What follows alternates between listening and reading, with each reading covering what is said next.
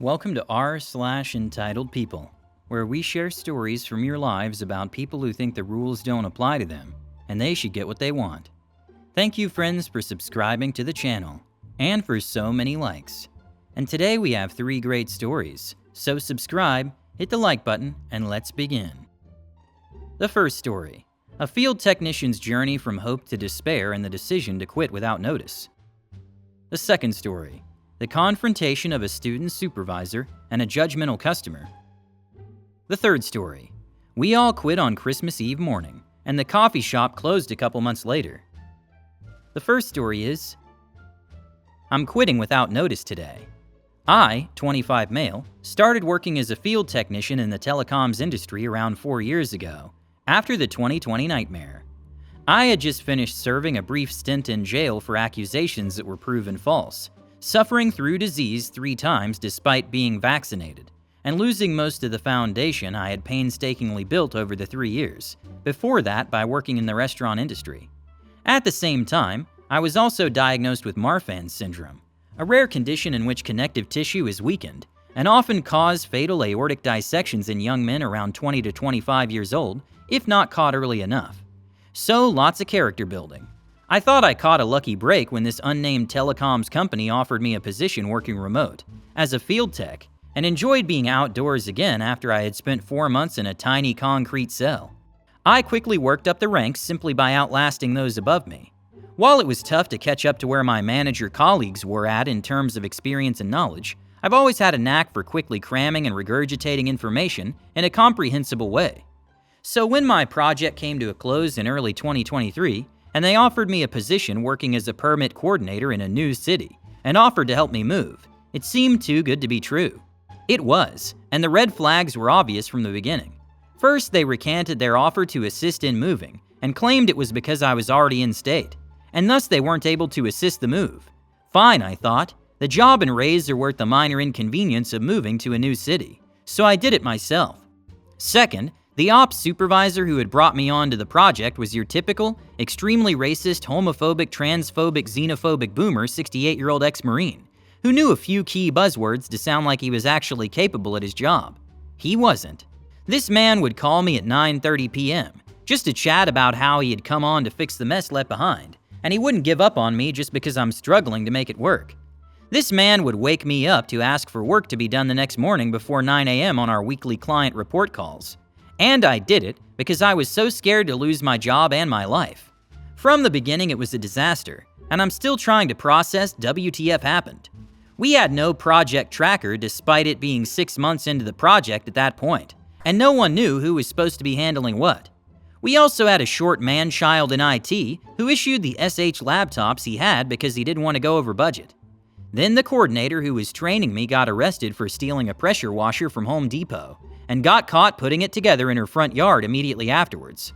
No exaggeration, my boss dumped her entire workload on me, gave 0 training asides a 2-day stint in another city with another extremely busy and incapable permit coordinator. After which I was thrown in the deep end and constantly harassed by another member of high management for work that I was completely unsure how to do.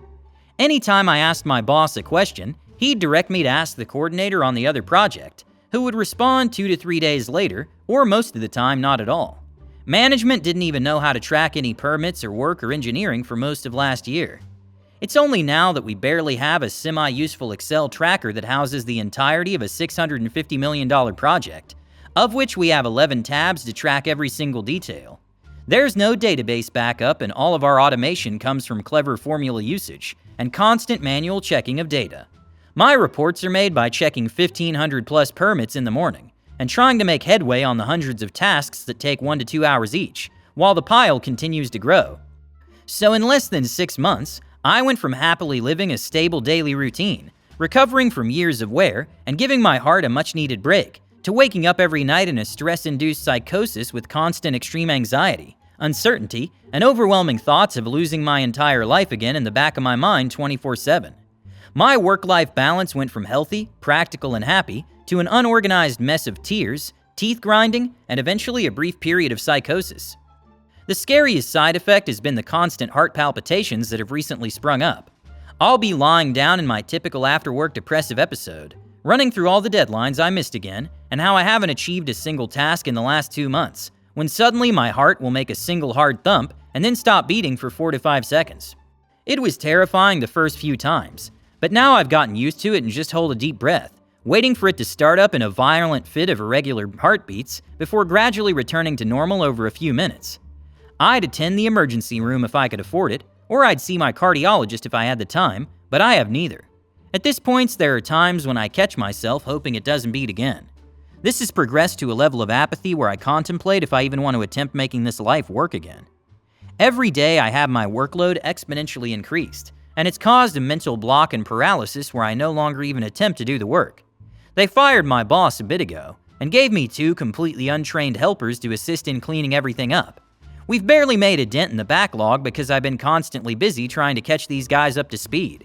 And then they have the audacity in every meeting to pin the late work on me, as if I wasn't doing anything to fix every second of every day. It's currently 11:51 a.m. EST.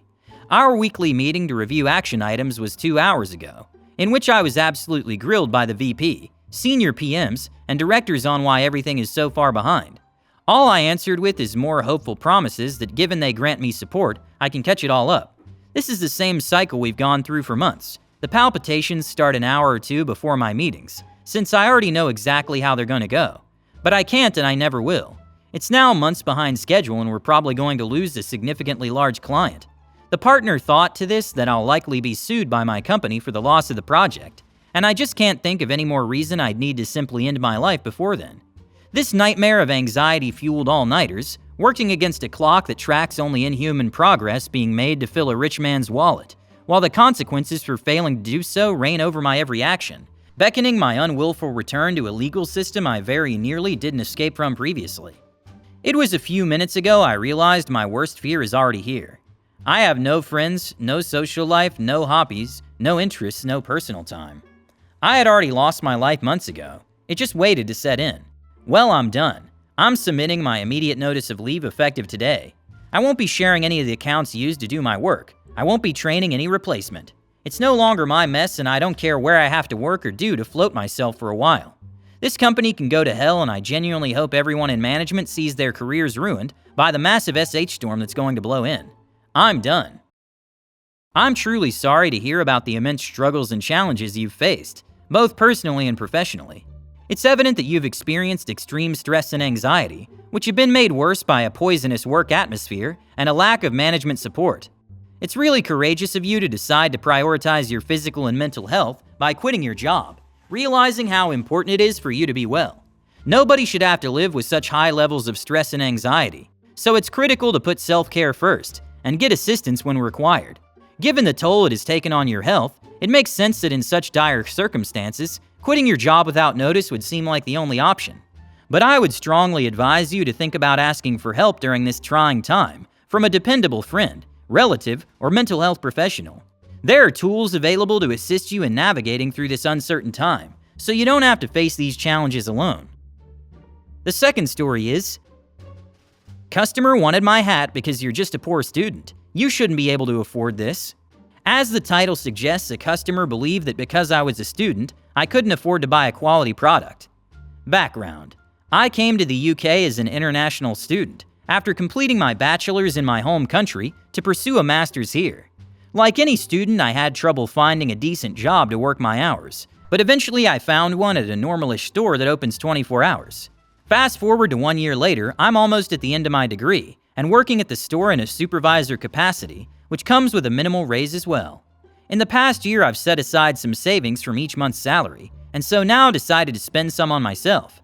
I went and bought a cap from a well-known brand to replace the one I had brought with me, as it was getting frayed from the corners, etc. Event: this happens as I'm working in the store around 9 to 9:30. The store is located next to the underground, so we see all kinds of characters in terms of dunks and kids and general shoppers. My EP happens to be a woman in her late 30s, who gives off pure "I'm whiter therefore better" vibes. EP: excuse me, I need you to get me item she was standing literally next to. Me: ma'am, it's on the shelf behind you. EP: I can't see it, so get me this and don't be rude and take off your cap when talking to me. Mumbles something about students. Store rules permit us to wear caps as long as we're not on the till. Me: I'm allowed to wear the cap by the manager, and also because it's a bit chilly, but that won't affect any help you need. EP looks at my hat. Where did you get this? Me. I bought it. EP. You're just a poor student. No way you bought this from your salary. A customer must have forgotten it and you must have nicked it. Me. Ma'am, I don't know how to convince you, but I bought this with my own money, and I can even show you the receipt. Thank you, digital receipt. EP. Receipts can be photoshopped. Give me this hat. Probably looks better on me anyway, and it's much more my class. Yes, she said class, not style. As this conversation is happening, I'm finished with my work in the aisle and try to leave, but she insists on creating a ruckus, the sole point being that I stole that hat and must be stealing from the store too, at which point my manager steps in and asks her to leave. She does so, but not before trying to sneak the item she wanted into her bag, resulting in a banning notice. She was not so much an entitled person as she was a thief.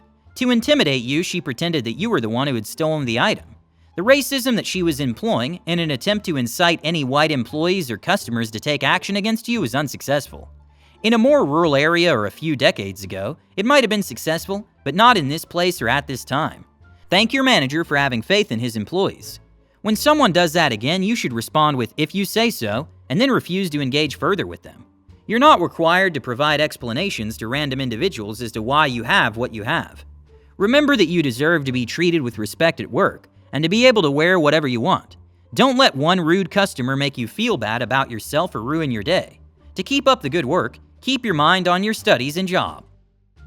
The third story is, owner sold a franchise coffee shop to a 50-year-old Korean lady who never worked before. I used to work for this coffee shop that was a franchise store. We were located inside a Virgin Records store, and overall the job was great. Our boss, guy who owned the franchise, ended up moving to another state, and would come by once a year to check up on everything. It was going really great.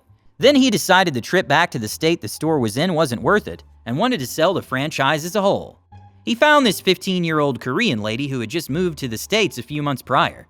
She'd never worked a day in her life and hated America. She only moved here because of a divorce, and from what I'm told, apparently that's very frowned upon there. Either way, she'd never worked before and thought she could own a business. This all happened around October and November. Things started off all right. She worked hard and seemed eager to learn the business from her new employees that had been there for a couple years now. Then it all went downhill. She started asking how you made certain drinks or how you worked the register, but then would tell us no, that's wrong. She had no idea what she was doing. She would right out tell us that she hates America and hated the manager's choice in music, classic rock and country music, which she would play on purpose because of her dislike in it. We slowly started losing employees until there was only the manager, 2 leads, I was one of them, and 1 other employee. A total of 4 employees now in mid-December. I get a call Christmas Eve morning from my manager as I'm about to head in for my shift. She tells me don't bother coming in, we all walked out. The manager had pretty much told the new owner that we were all sick of her not listening on how to manage the shop she knew nothing about. She had been told a month before to talk to the manager to get to know how to do things. So on Christmas Eve, this new owner is 100% staffless and trying to run a coffee shop when she has no knowledge of how to run it. Oh, and she also lost the majority of the regulars, who were mall employees. Corporate ended up getting involved and called us all up trying to get us back in to help. They called employees who had quit months and months before she even owned the place to get them in as well. The coffee shop ended up closing a couple months later. It would have been sooner, but she had a contract agreement she had to continue on. Everyone involved in this seems to be in a difficult situation, but particularly the employees who had to deal with an inexperienced, unprepared owner. It's unfortunate that the new owner did not invest the necessary time to fully understand the company and pay attention to the guidance of seasoned staff members. She also had to bear the consequences of it. Perhaps she'll learn a valuable lesson from this. Who knows? Hit the like button and subscribe to the channel. See you in the next video.